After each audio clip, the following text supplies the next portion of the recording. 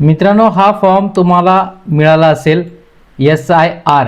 तुम्हाला तर माहिती आहे प्रत्येक गावात आता गणनापत्रक वाटप केलेले आहेत, म्हणजेच SIR मतदार यादीचा तपशील भरायला सुरुवात केलेली आहे.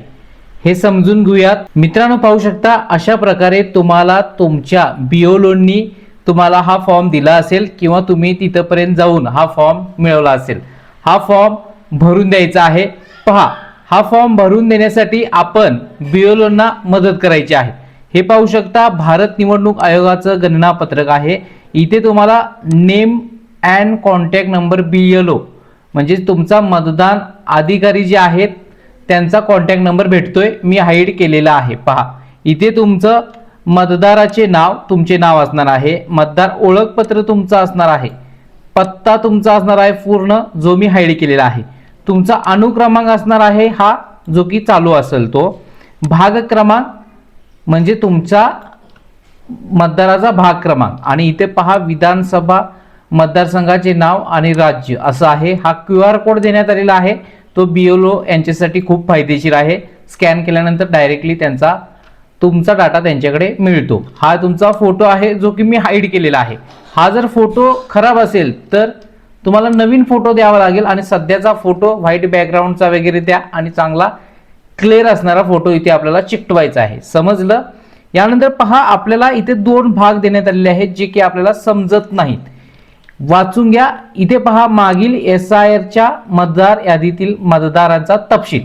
आता तुमचं मागील SIRच्या मतदार यादीतील मतदाराचा तपशील म्हणजे 2002च्या यादीत तुमचं नाव समाविष्ट असेल तर हा भाग तुम्ही लिहायचा आहे, आणि जर 2002च्या यादीत नाव समाविष्ट नसेल तर हा भाग लिहायचा आहे. आता भाग कसा लिहायचा आहे ते मी तुम्हाला सांगतो. आता 2002च्या यादीत तुमचं नाव असेल तर पहा, तुमचं नाव लिहा इथं. तुमचा ओळखपत्र क्रमांक असेल तर हा इथं लिहायचा आहे. नातेवाईकांचं नाव म्हणजे तुमच्या वडिलांचे, आईचे, आजोबांचे वगैरे तुम्ही नाव लिहायचं आहे. यानंतर पहा, इथं जिल्हा लिहायचा आहे, राज्य लिहायचं आहे आणि मतदारसंघाचे नाव. तुमचं जो मतदारसंघ आहे, उदाहरणार्थ इथे मतदारसंघाचे नाव इथे देण्यात आलेले आहे. आता मतदारसंघ क्रमांक तुम्हाला माहिती नसेल तर तुमचे BLO मदत करतील. यादी भाग क्रमांक तुमचा 2002च्या यादीतला, अनुक्रमांक तुमचा ते BLO मदत करतील. जर तुम्हाला माहिती नसेल तर त्यांच्याकडे यादी आहेत. आता हा झाला भाग 2002च्या यादीत नाव मागील SIRचे आहे त्यांनी भरायचं आहे, आणि ज्यांचं SIRच्या यादीत नावच नाही 2002च्या यादीत त्यांनी हा फॉर्म भरायचा आहे. पहा कसा भरायचा आहे तो पहा. वरील रकान्यात ज्यांचे नाव नमूद आहे त्यांच्या नातेवाईकांचा मागील SIR मधील तपशील. आता पहा, 2002च्या यादीतलं ज्यांचं नाव आहे त्यांनी इथे लिहा, आणि ज्यांचं नाही आहे त्यांनी नातेवाईकांचा इथे तपशील भरायचा आहे. कसा? वरील रकान्यात ज्यांचे नाव नमूद आहे. वरील रकान्यात म्हणजे कुठे? इथं पहा, इथं तुमचं नाव आहे, मतदाराचे नाव, त्यांचा मागील SIR मधील तपशील कुणाचा? नातेवाईकाचा. आता कोणाकोणाचा घ्यायचा? आई, वडील, आजी, आजोबा यांचा. आता इथे नाव पहा, हे नाव लिहायचं, मतदाराचे नाव लिहा. मतदार ओळख क्रमांक असल्यास लिहा, नसल्यास राहू दे. नातेवाईकाचे नाव म्हणजे वडिलांचे लिहा, आईचे लिहा, आजीचे लिहा किंवा आजोबांचा, ज्यांचे मागील SIR मध्ये नाव म्हणजे 2002च्या यादीत नाव असणं गरजेचं आहे.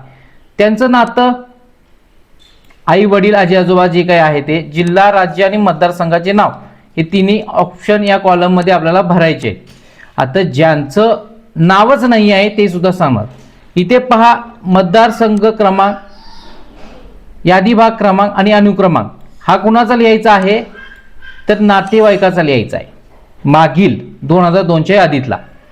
पहा, आता आपल्याला महत्वाची बाब, दोन्हीही म्हणजे काय, मागील SIR मध्ये वडिलांचे, आजीचे, आजोबांचे किंवा आईचे नाव नसेल तर त्यांना कागदपत्र द्यावे लागणार आहेत.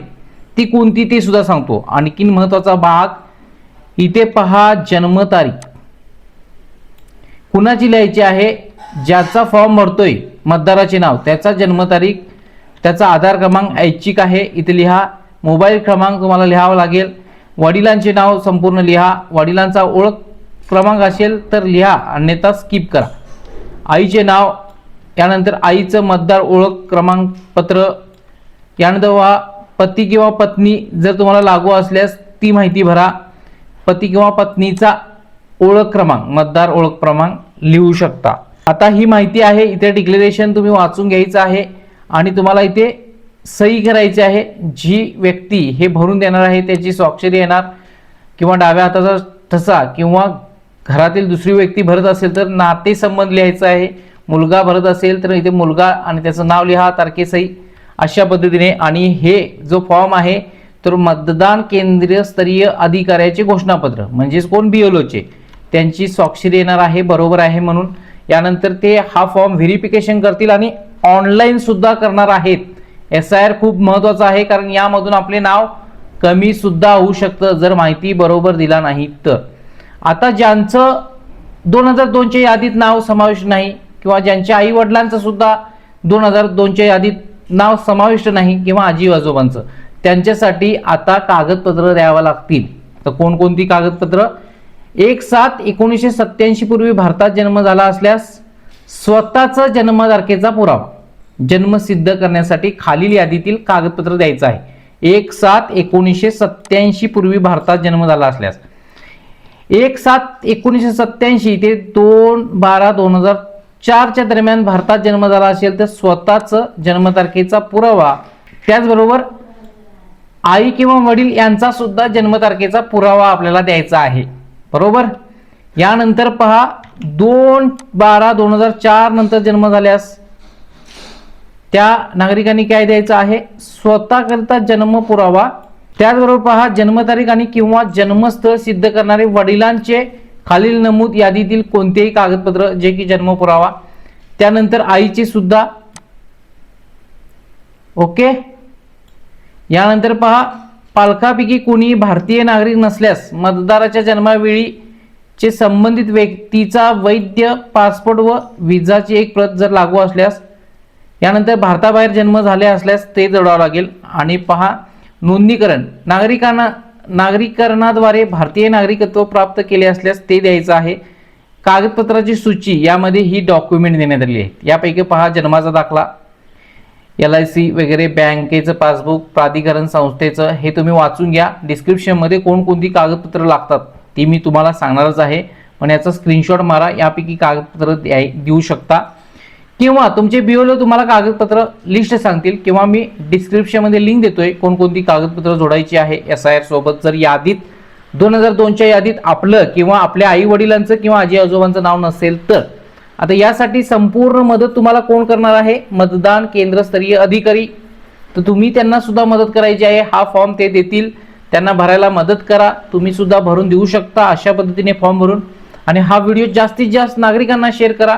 BLOनी सुद्धा हा व्हिडिओ शेअर करा जेणेकरून तुमच्यापर्यंत नागरिक येतील आणि जी काही शेवटचा दिनांक आहे 29 की 30 जुलै तिथपर्यंत तुम्हाला संपूर्ण फॉर्म भरायला मदत होईल. हा व्हिडिओ जास्तीत जास्त नागरिकांना शेअर करायला विसरू नका. आपल्या शेतीवाडी चॅनलला सबस्क्राईब करायला सुद्धा विसरू नका.